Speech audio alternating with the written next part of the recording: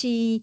Sejam bem-vindos ao nosso último episódio dessa primeira temporada do Adipo Talk Podcast. E claro que a gente tinha que fazer um fechamento maravilhoso nesse episódio, que é o nosso 10º episódio. E por isso eu chamei aqui duas pessoas que eu trabalhei com elas, fui professora, somos amigos e são excelentes profissionais, tá? No 9º episódio a gente falou com a endocrinologista, no 8º a gente falou com nutricionista e hoje a gente vai fechar com 2 profissionais maravilhosos, um fisioterapeuta e uma enfermeira, tá? Então hoje a gente tem aqui Jorge Dantas e Verônica Dantas, olha aí, ó, os Dantas no episódio para fechar.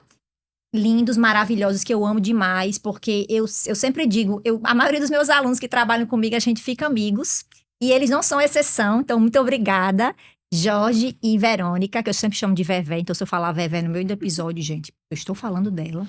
Então muito obrigada pela disponibilidade de vocês estarem aqui, que eu sei que a vida de vocês é muito corrida, mas deu tudo certo, alinhamos e chegamos aqui no nosso 10º episódio para falar com vocês. Então, muito obrigada por essa disponibilidade de estar aqui comigo. Obrigado, professora Juliane, né?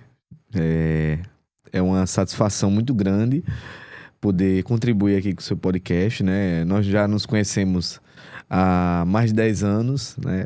A senhora foi minha professora, então é muita satisfação estar aqui e a gente poder falar sobre esse tema que é tão importante e que você se dedica há tanto tempo, né? E eu pude, em algum momento, contribuir com o conhecimento para que a gente melhore o que a gente conhece sobre essa síndrome. Verdade. Obrigada também, Ju. Muito bom estar aqui. Estava até refletindo hoje quando eu estava vindo, eu disse, muito bom reviver toda a questão do estudo sobre a síndrome, até porque é um convívio meu, né? Porque minha irmã tem a síndrome do Berardinelli e de todo o estudo da parte da enfermagem na Facisa, que a gente fez junto com você. Então é muito bom estar aqui para poder falar esse assunto, né? Verdade. E no primeiro episódio eu trouxe Márcia, que é a presidente da ABSBL, que é a antiga Pós-Berne, a associação das pessoas que têm as lipodistrofias generalizadas congênitas. Inclusive, Jorge trouxe aqui o livro que eu mostrei no primeiro episódio, pode mostrar para o pessoal, Jorge, só para relembrar. Então, nesse livro, gente, a gente trabalhou vários conteúdos, vários temas interessantes e tem um capítulo específico que os nossos colegas aqui de hoje foram autores, né? Nós escrevemos um capítulo justamente sobre a atuação multiprofissional no tratamento das lipodistrofias generalizadas congênitas. Então, como foi o tipo de doença que a gente mais trabalhou nesse podcast, junto com obesidade, lipedema. Então, hoje a gente vai fechar falando um pouco disso, já que a gente também já abordou a questão nutricional com o nutricionista Leonan. Então, nesse capítulo, a gente viu uma coisa importante, né? Não é só para lipodistrofia, para todas as doenças, principalmente as raras, que são doenças subdiagnosticadas, pouco conhecidas, nós vimos a importância da atuação multiprofissional. Então, no trabalho de vocês, na pesquisa que a gente fez, uma das coisas que a gente sempre vê, de uma forma geral, hoje um pouco menos, mas uma coisa que a gente sempre vê é a questão do desconhecimento, principalmente pela população em geral, mas também os profissionais de saúde. Por quê? Porque são conteúdos que a gente não abordava antes na formação, nas universidades. Mas, na graduação de vocês, a gente abordou isso. A gente, na verdade, gente, eu comecei a estudar lipodistrofia por conta de Verônica e Lázaro, que é um nutricionista também querido, que trabalhou comigo, porque Verônica, como já falou, a irmã dela tem lipodistrofia generalizada congênita, inclusive ela autorizou e tem uma foto dela no nosso livro, e aí a gente começou a estudar, porque Verônica, eu falando das outras doenças raras que eu estudava, e aí ela falou que tinha essa doença no seridó, e até então eu não conhecia, isso em 2011. E aí, conversando com Verônica, eu vi que tinha um link com que eu estudava, porque Jorge entrou depois na graduação. Então, meu primeiro contato foi com Verônica e Lázaro. Aí a gente começou a estudar e começou a ver o quanto ainda tem para se trabalhar em relação a essas doenças raras. E aí a gente, como ela estava fazendo enfermagem, a gente pensou, o que a gente pode fazer para trabalhar esse tema nos hospitais? Aí eu vou deixar a Verônica falar um pouquinho do que foi que você fez no seu TCC e a importância disso, gente, porque o nosso episódio hoje, a gente vai tratar justamente do manejo das lipodistrofias por outros profissionais da saúde. A gente já trabalhou muito aqui com o Dr. Josivan, os conceitos clínicos, a parte genética comigo, trabalhamos aqui a parte nutricional, mas a enfermagem é uma área muito importante. A fisioterapia também, a gente vai falar hoje, recapitulando um pouco das comorbidades que a gente já discutiu aqui nos outros episódios, qual a importância da fisioterapia no tratamento desses pacientes, da enfermagem, aquele olhar que é importante, chegar uma mãe com a criança recém-nascida, uma criança no seu primeiro ano de vida, e esse enfermeiro já ter esse olhar de verificar as características clínicas que a gente já trabalhou aqui nos episódios anteriores, e como auxiliar para que, caso essa criança ainda não tenha o diagnóstico clínico, auxiliar para encaminhar para um centro de referência aqui. E aí eu queria, Vevé, que você falasse um pouco, a gente vai falar com o Jorge, com Verônica, cada um vai falar um pouco qual foi a contribuição assim que vocês deixaram com o trabalho de vocês e o porquê de vocês terem feito a pesquisa de vocês, qual foi o ponto-chave e o que é que vocês percebem antes e depois, como é que isso mudou de fato? Minha pesquisa foi para avaliar o conhecimento dos profissionais de enfermagem, enfermeiros e técnicos sobre a síndrome de Berardinelli.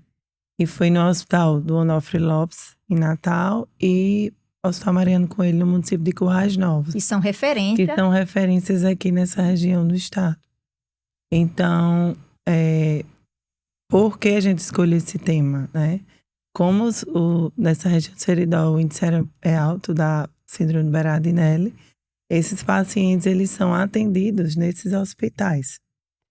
E também a associação, que é a Associação de Pais e Pessoas com a Síndrome de Berardinelli, é no município de Currais Novos. Lá eles fazem também educação em saúde sobre o que é a síndrome, os sinais clínicos, como identificar. Então, por ser em Currais Novos, já existia esse trabalho e também os meninos poderem serem atendidos nesses hospitais. Então, como ainda existem muitos profissionais e pessoas que desconhecem a síndrome, então foi uma forma de trabalhar com esses profissionais em nível hospitalar, primeiramente, para que eles pudessem saber identificar quando recebe o paciente, né? Porque, assim, o enfermeiro, ele é muito importante nessa linha do primeiro cuidado ao paciente. Muitas vezes é um dos primeiros profissionais que o paciente e o familiar têm contato. Então, a importância da gente saber, nós como profissionais sabemos o que é e sabemos identificar para poder orientar os familiares. Então, o trabalho foi avaliado em forma de questionário, o conhecimento desses profissionais em cada hospital. E após a aplicação do questionário, foi feita uma capacitação nos setores dos hospitais para esses profissionais, mostrando o que era a síndrome, as características que eles poderiam apresentar, os sinais clínicos, para eles poderem adquirir um pouco mais de conhecimento. Então, foi muito positivo a pesquisa, porque até identificou que no município de Currais Novos, os profissionais eles tinham mais conhecimento sobre a síndrome do que aqui no Onofre Lopes. Já porque em Currais existe esse trabalho da associação. Muito importante. Muito importante. Todo ano tem os encontros, pessoal, que a associação ela realiza, sempre geralmente no final do ano, final de novembro, dezembro, e a gente sempre trabalha vários aspectos, principalmente a parte social, com os pacientes, os familiares. Então, realmente, as pessoas têm mais contato. Exatamente, muito contato. E aí, foi muito positivo para que esses profissionais pudessem adquirir esse conhecimento. Tanto que, logo após a pesquisa, alguns profissionais de Onofre até me procuraram depois e disseram: Verônica, agora recebemos um paciente com a síndrome de Berardinelli interno e a gente lembrou do seu trabalho, porque a gente soube identificar, né, por causa do trabalho, da questão deles poderem adquirir esse conhecimento. E a enfermagem, ela é de suma importância nesse acompanhamento, tanto em nível hospitalar como na atenção primária. Nível hospitalar, a gente trabalha também com as orientações, os cuidados nas medicações e na questão da aferição dos sinais vitais, da pressão, da glicemia e também a questão da sala de parto, né? O paciente, a mulher vai ter um filho e no pós-parto, se eu souber, já tiver conhecimento e souber identificar aquele recém-nascido, então eu já posso entrar em contato com o médico do plantão e fazer os encaminhamentos necessários juntamente a ele, como também na atenção primária. O enfermeiro, ele tem muita autonomia na atenção primária, porque além dele fazer a visita no puerpério, que é no pós-parto, ele também acompanha essa criança no crescimento e desenvolvimento. Então, é muito importante saber quais são as alterações que a síndrome de Berardinelli ocasiona para que você possa ter uma consulta mais direcionada nesses atendimentos. E também saber quais os exames solicitar, as orientações que você vai dar a esse familiar e ao paciente também. E quando vem para a saúde da mulher, é muito importante também saber o que pode ocasionar, né? Na questão dos ciclos menstruais, tudo isso, na saúde reprodutiva da mulher, com a síndrome de Berardinelli, para você também, como profissional, poder orientar, porque nós enfermeiros também atuamos nessa saúde de planejamento reprodutivo, na atenção primária. Então, é muito importante, né? No auxílio das orientações, a questão das medicações, muitos deles desencadeiam a questão da diabetes, e aí tem o uso da insulina. Então, o enfermeiro, ele a equipe de enfermagem, ele está nesse primeiro cuidado de orientar, de mostrar tanto ao paciente quanto ao familiar como realizar a aplicação da insulina ou das outras medicações, como a leptina também. Então, é primordial nesse atendimento. Seja uma equipe multiprofissional. Exatamente. E também hoje, voltando para a minha área da dermatologia, eles também desencadeiam muitas lesões, principalmente nos pés, porque eles não têm o tecido adiposo e aí fica com essa sensibilização da pele, às vezes, decorrente da diabetes, já perde essa sensibilidade e aí ocasionam lesões. Então, feridas. Então, nós como enfermeiros podemos também estar orientando os cuidados que devem ter com a pele, com os pés, os tipos de calçados adequados para que eles não venham a desenvolver essas feridas. Do diabetes é mais difícil de fechar, não tem isso? Isso, do diabetes e de todo o processo deles, né? Da doença em si. Então, dificulta mais o processo de cicatrização. Então, a enfermagem, ela vai muito além, né? Ela vai, além das orientações, ela está em contato com o familiar, fazendo todas essas orientações de todo o cuidado. Eu fiquei me lembrando também, já puxando agora um pouco para o lado da fisioterapia, quando a gente conversou em alguns episódios aqui, vocês devem lembrar, o doutor Josivan sempre falava, se você observa uma pessoa muito muscularizada, mas que não faz academia, você já vai pensar, como é que a pessoa está nesse nível de músculos desenvolvidos, sem tecido adiposo e não vai para academia. Então, isso já é de suspeitar que essa pessoa possivelmente possa ter lipodistrofia. E essa questão da hipertrofia muscular, embora eles tenham hipertrofia muscular, tem vários relatos na literatura científica que mostram presença de fraqueza da musculatura respiratória, que foi o nosso caso. Mais aqui, mas tem, de uma forma geral, tem muitos relatos mostrando que existe fraqueza da musculatura. E aí, Jorginho, onde é que vai entrar essa fisioterapia para ajudar esses pacientes? Não só nesse aspecto, em tudo, mas assim, focando logo nessa parte da musculatura, que é algo que a gente fala muito. Antes de tocar nesse assunto, Ju, eu gostaria de fazer um comentário sobre a fala de Verônica, né? Eu trabalho em hospital já faz algum tempo, né? E eu vejo como o papel do enfermeiro como sendo, assim, um principal elo de ligação entre os profissionais, né? Porque toda cidade pequena, que são as cidades onde vão estar nossos pacientes, ele tem pelo menos um enfermeiro. E tem a atenção básica, às vezes não tem um hospital. Isso. Não tem um hospital, às vezes não tem nem clínicas secundárias, ambulatórios, mas tem a atenção básica e nessa atenção básica sempre está o enfermeiro, né? São as UBS. Exatamente, as unidades básicas de saúde. Então eu vejo como o enfermeiro como realmente um elo de cuidado que abarca todos os sistemas, né? Então, a pessoa como um todo e as alterações dos mais variados sistemas. E a fisioterapia, né? Essa parte muscular, na verdade, Jô, a gente começou lá em 2012, né? Nós tivemos o primeiro contato. Eu fui monitor de anatomia, nós tivemos esse contato na graduação. Eu já fazia trabalhos com a parte de função pulmonar em pacientes idosos. E com o contato com Juliana, ela já trabalhava com lipodistrofia, a gente resolveu então migrar, né, no caso, para avaliar essa questão muscular, a parte de função pulmonar e a parte muscular de pacientes com lipodistrofia generalizada congênita. E desde 2000 já existem relatos na literatura, existe um relato que é bem icônico, né, do Garg, em 2000, que ele abarca, ele na verdade, registra na literatura pela primeira vez, por assim dizer, várias alterações musculares, nas quais ele usou em todas as avaliações exames padrão ouro para avaliar a questão. Fez biópsia muscular, ele fez teste de esforço cardiopulmonar através de um cicloergômetro, ele fez teste de avaliação de força com um dinamômetro isocinético. Então, foram muitas avaliações padrão ouro, apesar de ter sido só em 3 pacientes, né?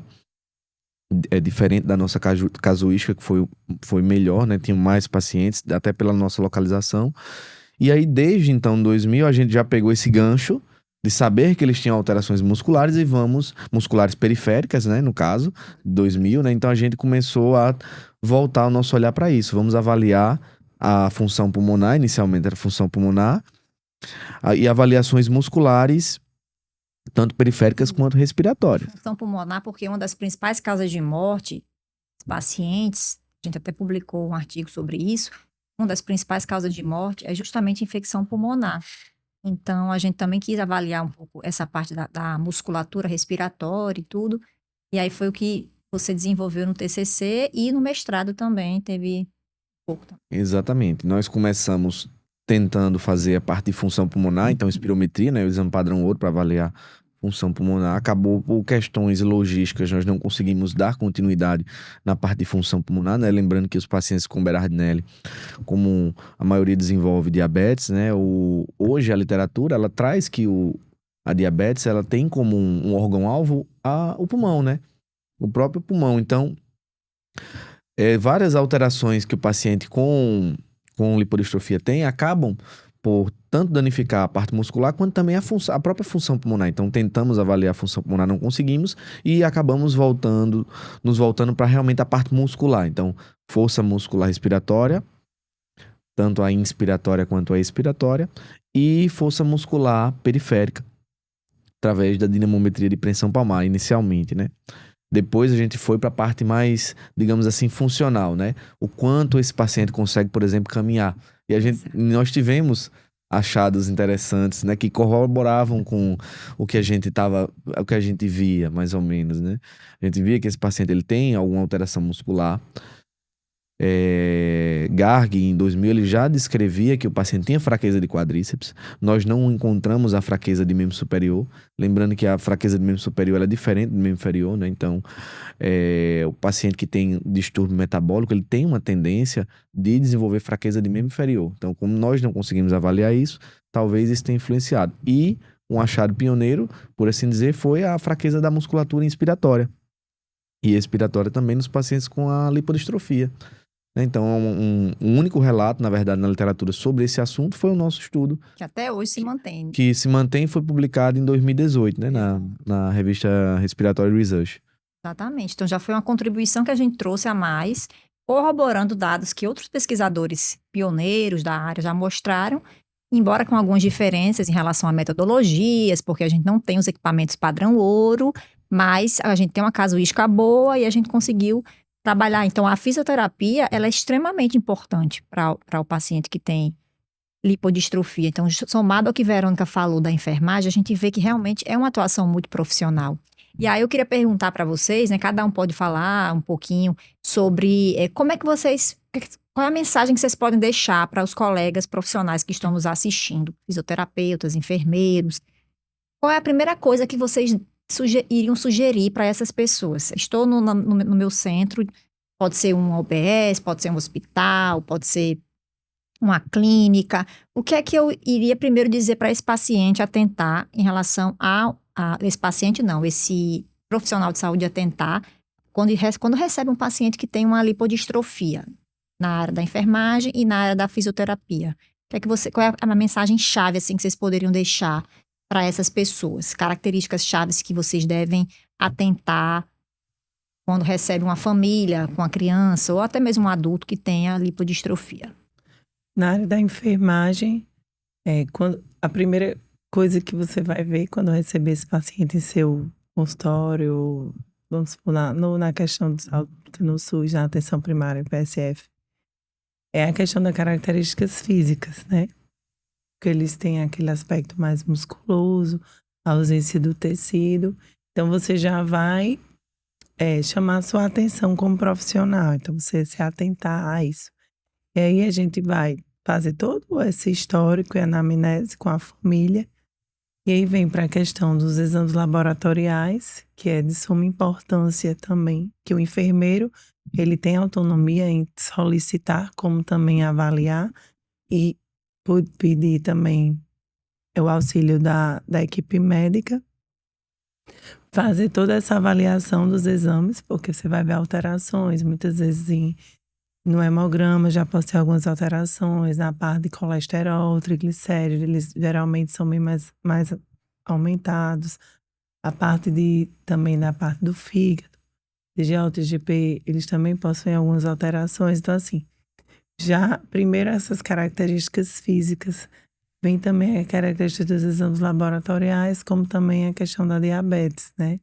A glicemia deles, muitas vezes, são bem alterados. E ver todas as medicações que faz uso. Então, assim, que a partir do momento que você, como profissional, tá ali, às vezes, você não sabe como agir, ou você tem dúvidas se então procurar o especialista, ou até mesmo nós que já temos o conhecimento. Em Currais Novos existe a associação, que é a Aspos-Berne.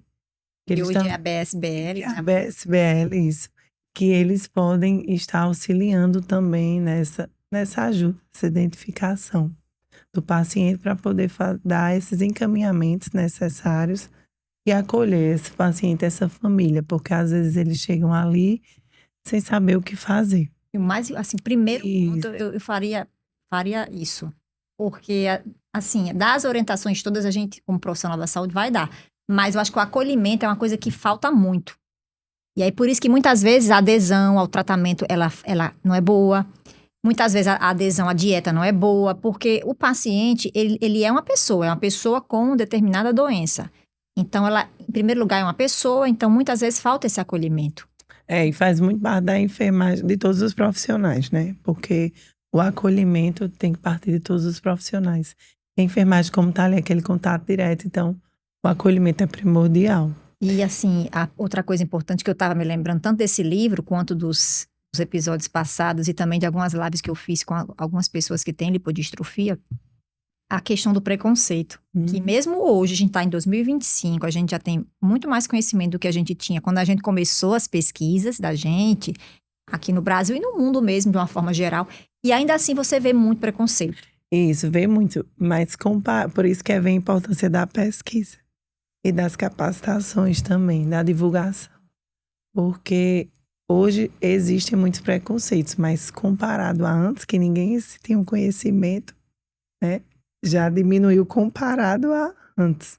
Mas ainda existe. Mas como as pessoas estão adquirindo cada dia mais o conhecimento sobre o que é a lipodistrofia, né? As características, então eles acabam que diminui mais comparado a antes, que eles tinham bem mais preconceitos. Mas ainda é bem é bem atuante. E assim, uma das preocupações também dos pais que chegam ali, para você como profissional, é isso. É saber encarar esse preconceito com o seu filho. Como é que você vai agir? Muitas vezes eles não querem nem sair de casa com a criança, aí a criança não vai para a escola direito, a criança até para andar. Me lembro que a gente teve paciente que foi começar a andar com 4, 5 anos porque ficava dentro de um quarto e não tinha acesso, como as outras crianças, à escola, não tinha uma vida social. Então, assim, a fisioterapia para um paciente desse vai ser fundamental, não só para esse, para todos os casos, mas para esse paciente que vai começar a andar muito tardiamente. Então, como é que a gente vai fazer?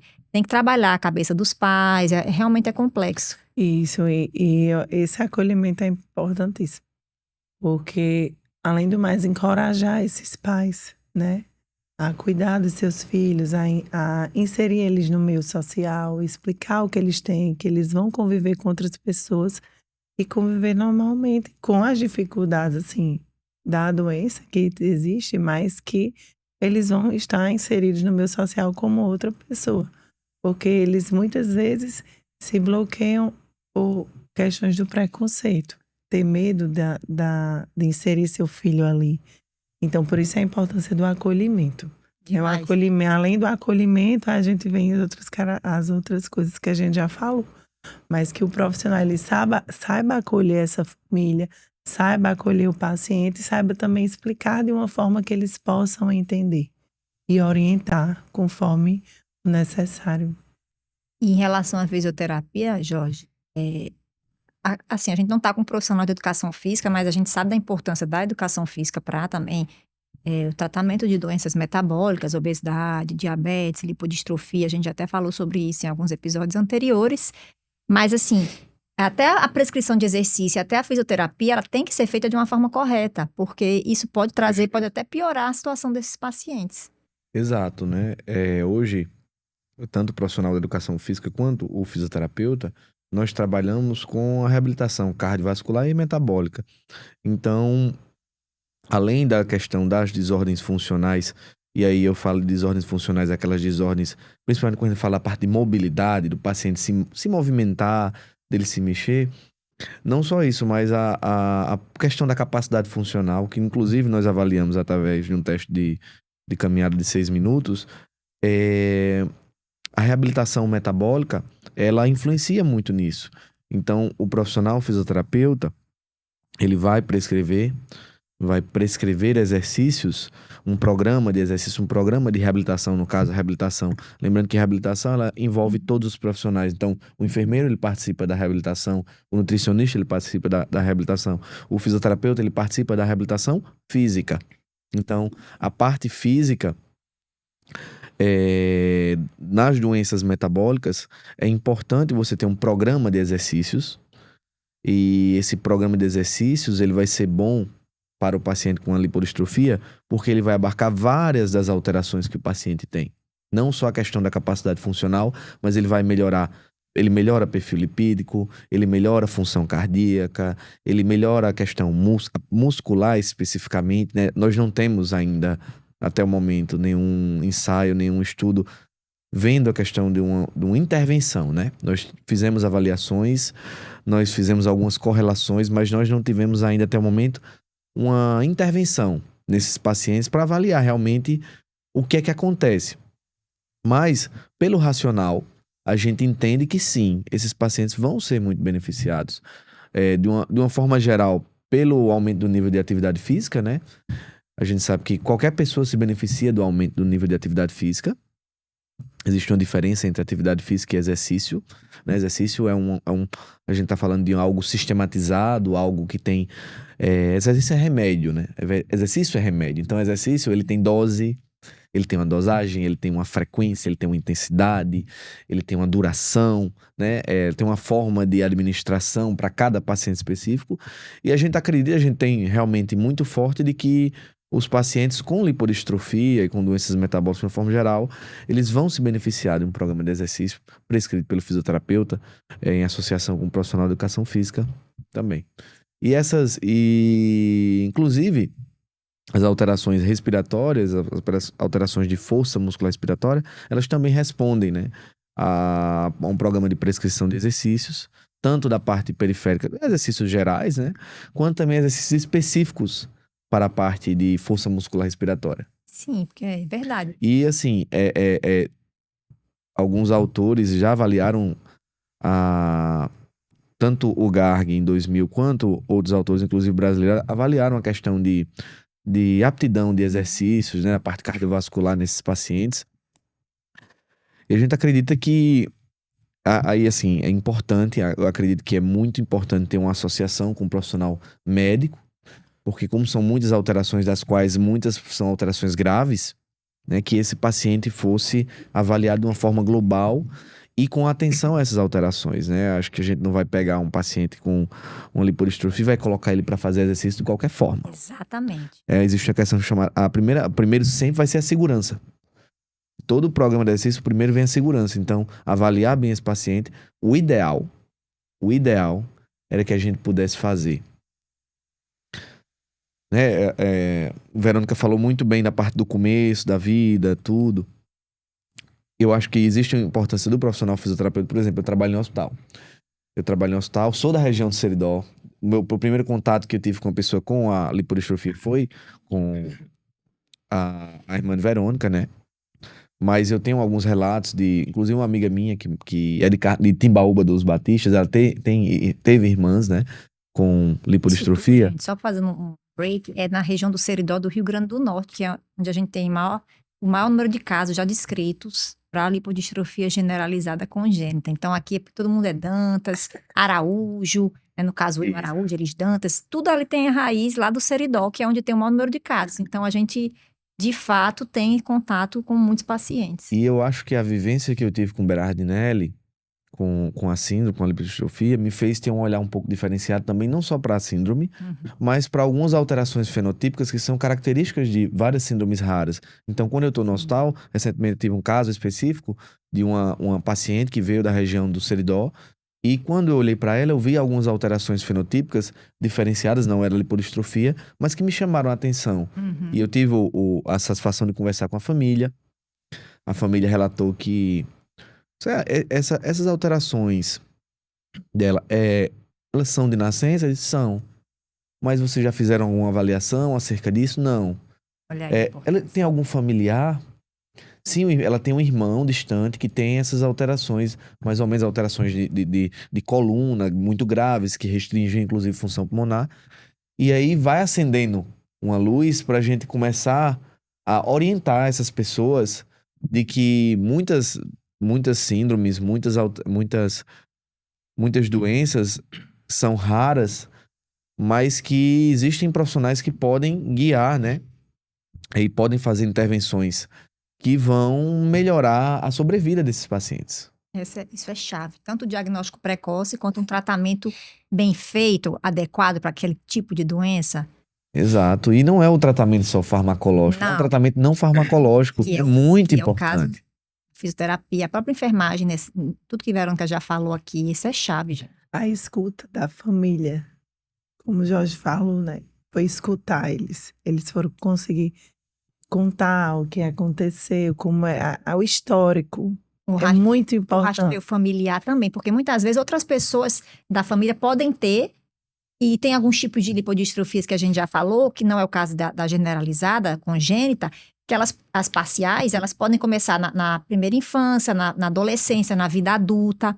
Então, o rastreio familiar, para várias doenças, inclusive esse outro caso, que não era lipodistrofia, mas que você teve esse olhar diferenciado. E a enfermagem é a mesma coisa. Que tá aí, né? Na escuta qualificada.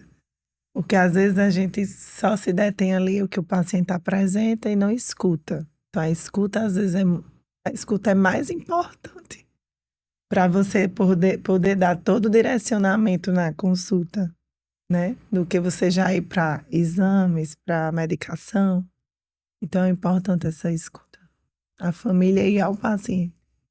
Perfeito. Falas muito importantes. Eu me lembrei também de outra coisa que a enfermagem também atua, que é na questão do aconselhamento genético. Sim. Inclusive, tem uma área da enfermagem que é voltada para essa parte de análises genômicas e genéticas, porque isso não fica restrito só ao profissional biólogo, ao biomédico.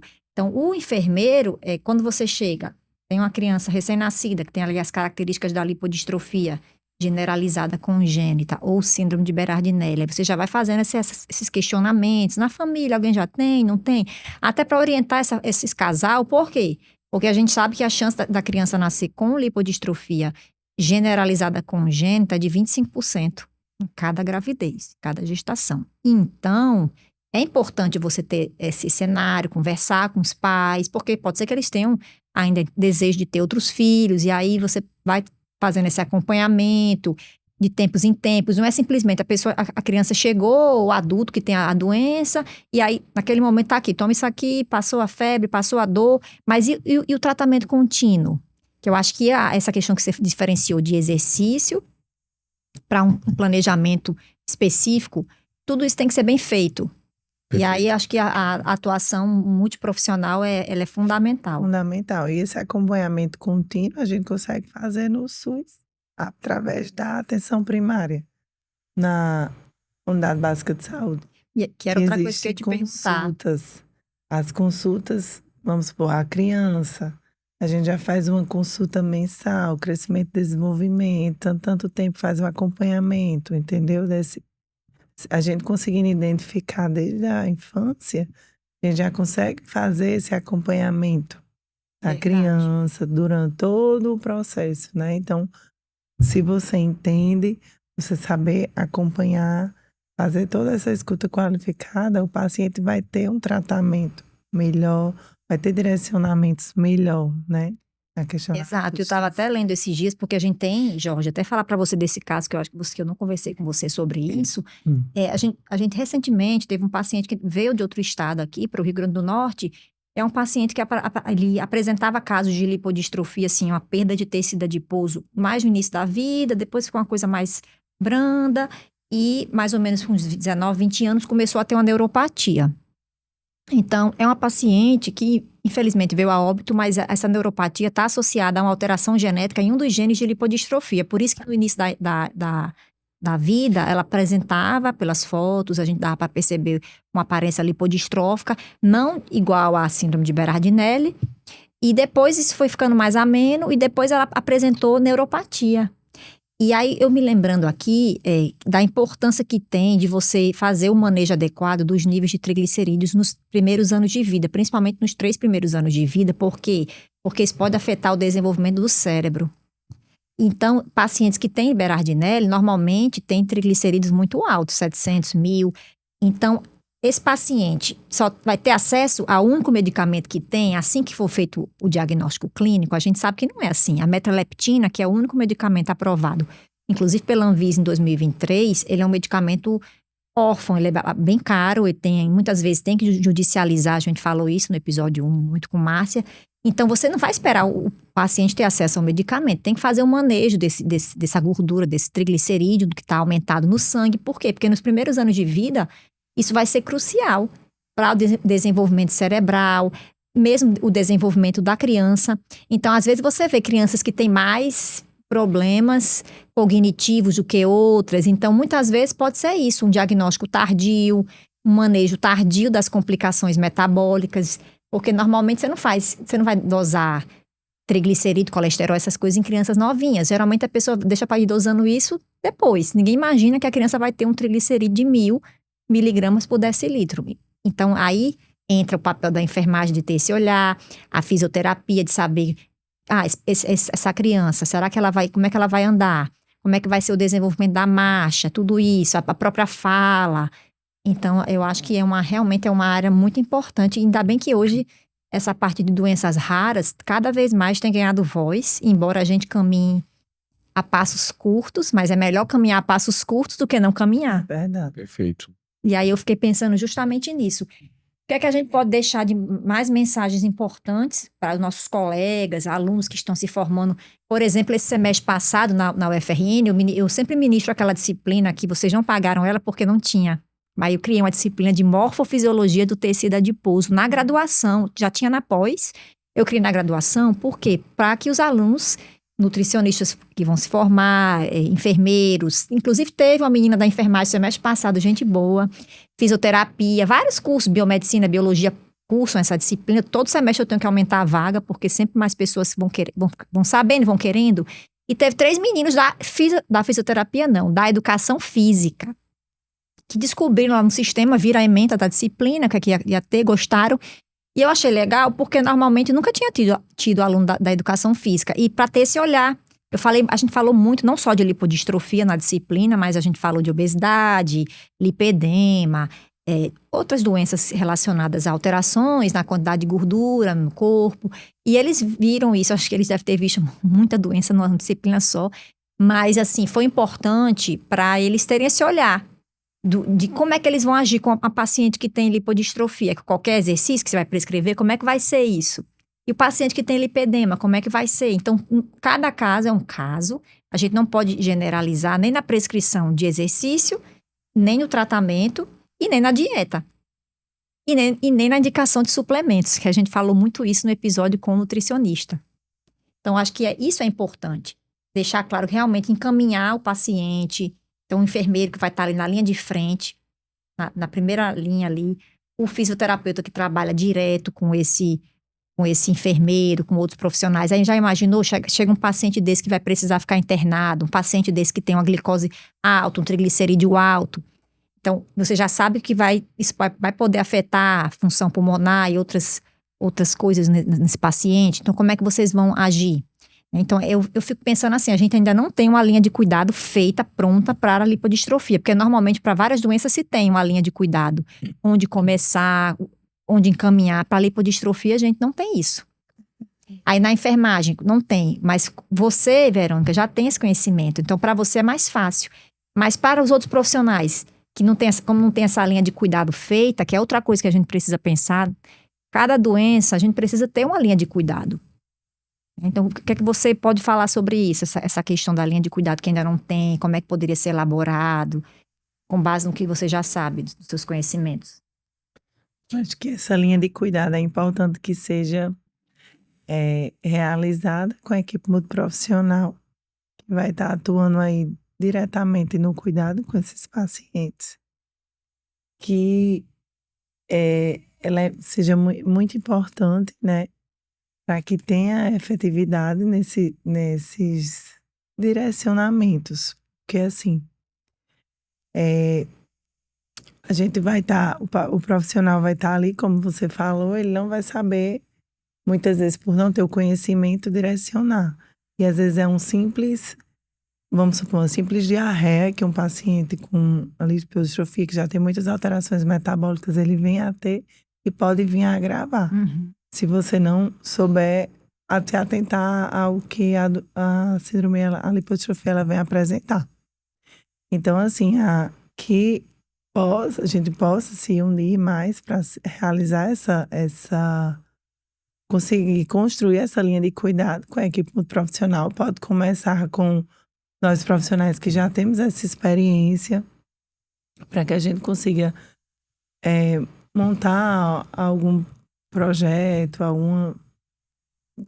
assim, sobre isso, sobre como fazer os direcionamentos que possam ser tomados para que a gente possa capacitar também os profissionais. Porque a linha de cuidado a gente pode construir e capacitar esses profissionais. E principalmente aqui, né, em regiões que a gente tem muitos casos de lipodistrofia. Aqui no Rio Grande do Norte, Ceará, no Rio, no Brasil todo. A gente só tem os dados da prevalência daqui, do Rio Grande do Norte. E só a prevalência do Rio Grande do Norte já é a maior mundial, se for comparar com os outros locais. Quando a gente tiver mais dados de novos casos, inclusive incidência, e ver com o que já tinha descrito, eu acho que a gente vai conseguir ter um valor bem mais real. Mas só do Rio Grande do Norte a gente já tem um dado muito grande, um número muito grande de casos. Então, por isso que a gente precisa começar capacitando, principalmente nos locais onde a gente tem mais casos de lipodistrofias. É uma forma também de direcionar aquele paciente, porque às vezes os pacientes, se você não tiver o conhecimento e não souber direcionar, eles ficam perdidos, sem saber para qual profissional ir de imediato, o que fazer. E muitas vezes eles não conseguem vir aqui para o UOL, porque o UOL, que é o Hospital Universitário Onofre Lopes, onde o Dr. Josivan trabalha, tem toda uma equipe lá, tem um ambulatório de endócrino. Mas aí o paciente ele tem que chegar até o UOL, ele tem que vir dos seus interiores, chegar até o UOL. Isso quando ele sabe que lá no UOL existe esse centro de referência. Aí lá no Seridó, ir para o hospital em Currais. E aí a gente tem que saber fazer esse direcionamento. Eu sou um profissional da saúde, eu não domino, eu não tenho detalhamento sobre as lipodistrofias. Eu sei que aqui a gente tem muitos casos. Estou achando que pelas características. Vi no podcast os episódios específicos que a gente já teve aqui, episódios só dedicados para cada tipo de lipodistrofia. Estou observando aqui que está parecendo que é. Então, para onde eu devo encaminhar? Não tem uma linha de cuidado estabelecida, mas eu já sei, eu já conheço. Então, acho que é por isso que é importante a gente divulgar, fazer esses projetos de divulgação científica, capacitação, estar sempre em contato com as secretarias de saúde, porque a gente vai estar em contato direto com esses profissionais. E lembre-se que todo semestre novos alunos se formam. A gente tem novos fisioterapeutas, novos enfermeiros, novos nutricionistas, novos médicos.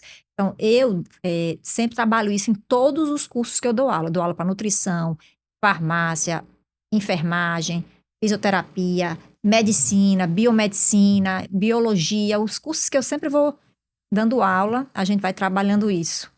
Por quê? Porque, como vocês falaram, eu preciso ter também um biomédico, um biólogo que saiba realizar análises genéticas, que saiba interpretar aqueles resultados.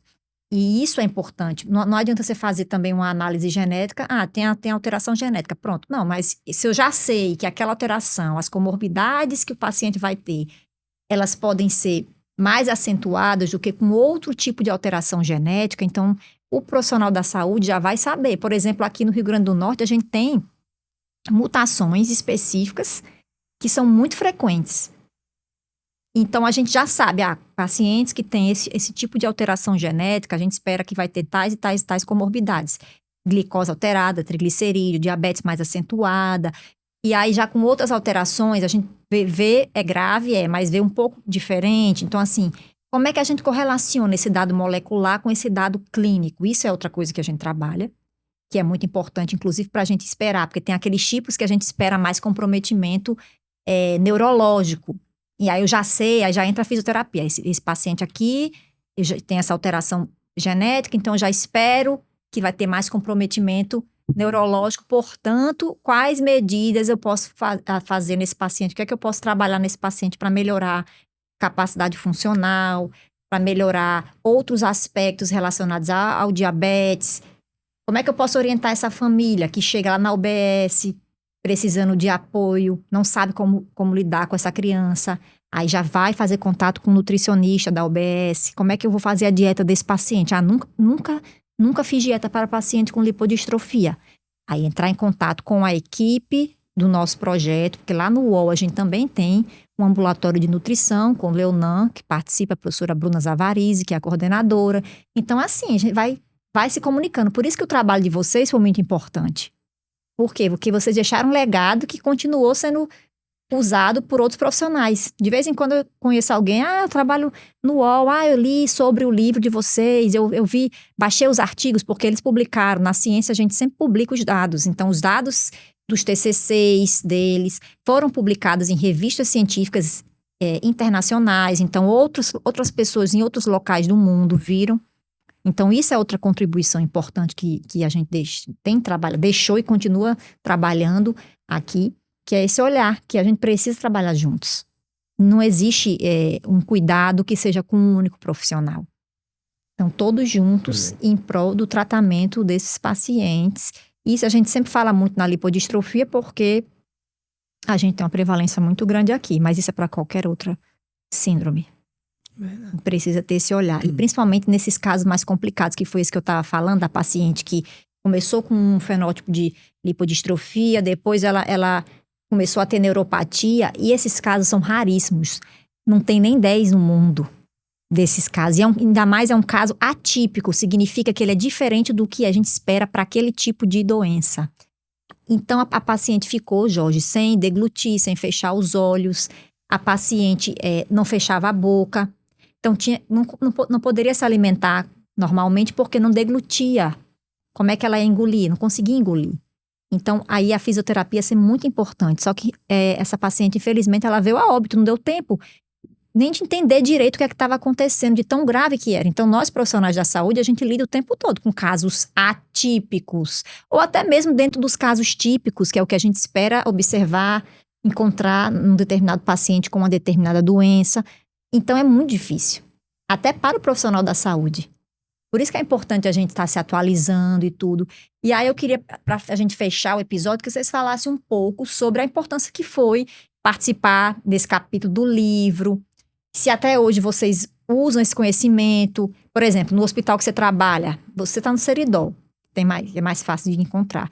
Mas aqui, Jorginho, você já pegou paciente com lipodistrofia em algum momento, depois que você trabalhou estudando essa síndrome, e você também, Vevé? Se é algo que acontece, ou se pessoas entram em contato com vocês para saber mais. Qual é a mensagem final que vocês podem deixar para os nossos colegas da saúde? Eu acho que, assim, são muitas coisas, né? A gente poderia passar muito tempo falando. Mas eu vejo que a doença ela é rara, a gente nunca vê, mas vai ter um momento que você vai ver. E quando você se encontrar, será que vai dar tempo de você se capacitar? Será que vai dar tempo de você ir buscar? Então, quando a gente se prepara, a gente já sabe que tem uma alta prevalência aqui na nossa região. Então, é importante que os profissionais tenham conhecimento. Para que quando eles tiverem um contato, eu especificamente eu tive contato com pacientes com síndrome Behr-Arnell internados, né? No caso, eu trabalho em terapia intensiva, então eu trabalho em unidade de terapia intensiva. Então, eu vou pegar aqueles pacientes que já estão com complicações mais graves. Eu me deparei com alguns pacientes, não é mais de um, né? No caso específico, um paciente com esteatose hepática com cirrose bem avançada, mas que chegou aí, inclusive, para a ventilação mecânica, né? Que é um recurso que nós fisioterapeutas, nós também, junto com enfermeiros, com médicos, nós manejamos. Então é importante saber que aquele paciente ele pode, pelo fato de ter a diabetes, pelo fato das várias alterações que ele tem, ter uma alteração da função pulmonar. Então, avaliar essa função pulmonar, eu acho que essas avaliações que nós fizemos, essas pesquisas que nós fizemos, assim, o fisioterapeuta ele não trata doenças, né? É importante lembrar isso. O fisioterapeuta ele não trata doenças, ele trata pessoas com alterações funcionais decorrentes de doenças, de condições de saúde, acho que seria o termo melhor. Então, mas as nossas pesquisas, elas acendem alertas para a gente triar determinadas alterações. Então, eu espero que ele possa ter uma alteração da função pulmonar, eu espero que ele possa ter uma alteração muscular, eu espero que ele possa ter uma alteração neurológica. A gente sabe que alguns perfis de lipodistrofia têm mais tendência a ter alterações neurológicas da parte realmente motora, né? Também na parte cognitiva e motora. Então, eu vejo que é muito importante essas pesquisas para a gente acender um alerta, para que quando a gente se deparar com esse paciente, a gente consiga direcionar a nossa avaliação, porque na verdade não é só a doença que vai dizer o que eu vou olhar, mas a doença ela vai ser um guia para que eu possa ir naquele determinado ponto. E ver, mas será que ela tem Behr-Arnell? Mas será que ela tem essa alteração? Então eu vou avaliar aquela alteração. Eu vou guiar minha avaliação para que eu encontre, ou não, né? Porque às vezes a gente acha que o paciente tem, às vezes ele não tem, mas eu vejo como um norte, porque afinal, por exemplo, na minha área, fisioterapia nas lipodistrofias. Até então, nunca tinha ouvido falar, né? Então, eu vejo como importância isso. Um legado de ter informações para que os profissionais que vão entrar em contato com esses pacientes possam ter mais assertividade na sua avaliação e também nos seus tratamentos. E para mim foi uma grande honra, assim, participar desde o meu TCC da faculdade, né? Que a gente publicou, até o meu mestrado também com a síndrome a gente publicou, participar do capítulo do livro, né, deixar esse legado de que futuros fisioterapeutas possam consultar esse material e ter mais noção do que fazer com esses pacientes, e de forma a melhorar a qualidade de vida deles, a aumentar a sobrevida e que eles possam viver melhor. Muito bem. E você, mensagem final para seus colegas da enfermagem? Primeiramente, foi muito bom estar aqui. Esse momento nosso foi muito importante, porque é uma forma da gente também propagar mais esse conhecimento a esses profissionais, como o Jorge já mencionou, que estão chegando e os que já estão na área, né, na atuação. Que possam conhecer, possam saber identificar e dar esses direcionamentos. Então, assim, pesquisar. Desde a pesquisa também minha, desde da faculdade, que eu tenho minha irmã, que eu já tenho esse convívio diário, Então é até às vezes mais fácil falar, porque a gente convive diariamente.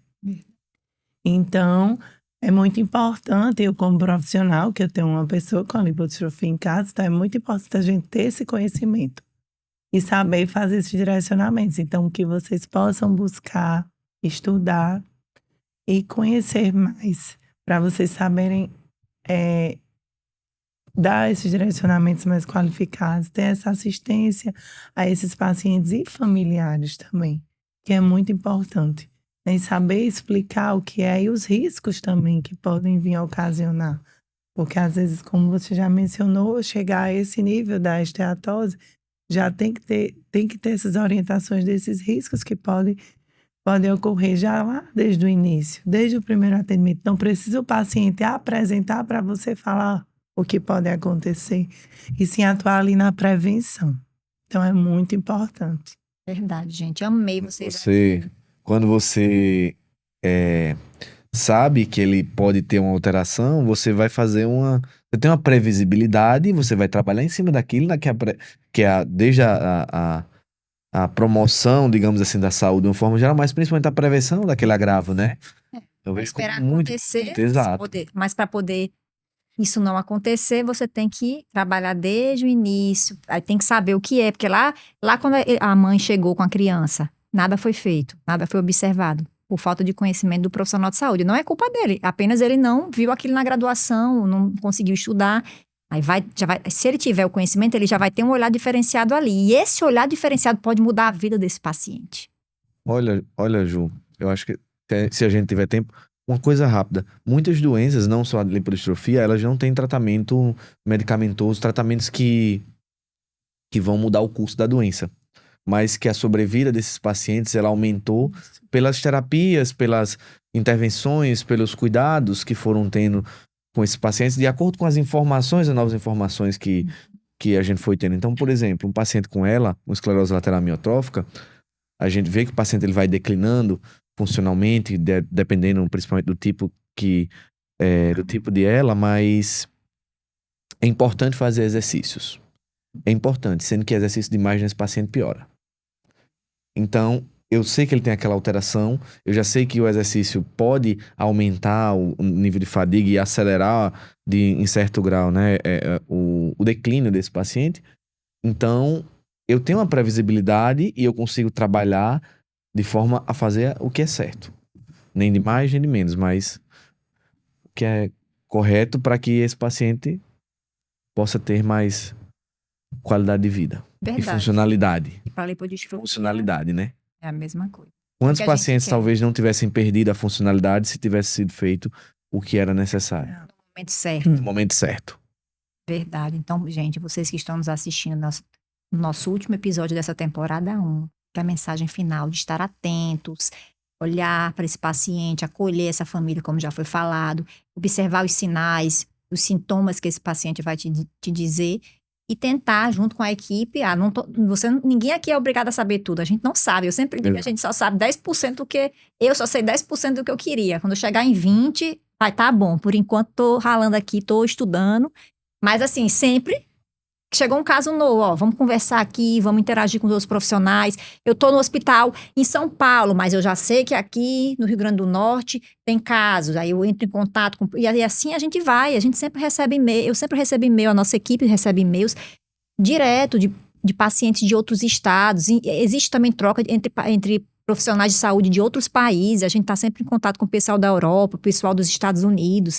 Por quê? Porque são doenças raras, de difícil diagnóstico, dependendo do local onde esses pacientes estão. Muitas vezes o paciente vai ter o diagnóstico, a maioria já na vida adulta. Então, olha as comorbidades como ficaram mais drásticas ao longo da vida. Então, esse paciente, qual o olhar que eu vou ter? Esse paciente já vai estar mais comprometido do que um paciente nos primeiros anos de vida. Então, isso tudo deve ser levado em consideração. Por isso, não hesitem em entrar em contato com as equipes que têm conhecimento, para que a gente vá trocando. Cada caso é um caso. A gente recebe tantos casos atípicos que nós profissionais ficamos, nossa, esse caso aqui é um caso que não se encaixa 100% nem no caso original, e aí a gente fica, vamos fazer a parte molecular, vamos tentar entender, nossa, esse paciente aqui, a esteatose está muito avançada para a idade, o diabetes está muito avançado, e assim vai. Então, por isso, que a equipe muito profissional, eu amei trabalhar com vocês, adoro trabalhar com todas as profissões, psicologia também, que a gente já teve trabalho, porque a gente engrandece muito o nosso conhecimento e melhora a vida das pessoas, que o nosso objetivo é esse, é melhorar a vida das pessoas. Nós, profissionais de saúde, nosso objetivo inicial é primordial, é melhorar a vida das pessoas, fazer com que elas consigam viver, independente com o que elas têm, de uma forma digna, que tenham acesso à saúde de qualidade. Tá? Então, muito obrigada, Jorginho e Vevé, por estarem aqui, os Dantas, Araújo Dantas aqui, ó, deu certinho, tudo lá do Seridó. Então, obrigada, gratidão por esse dia. E obrigada a vocês que ficaram aqui conosco. E vamos agora organizar a nossa segunda temporada. Aguardem que vai vir coisa muito boa por aí, tá, gente? Tchau, até o próximo.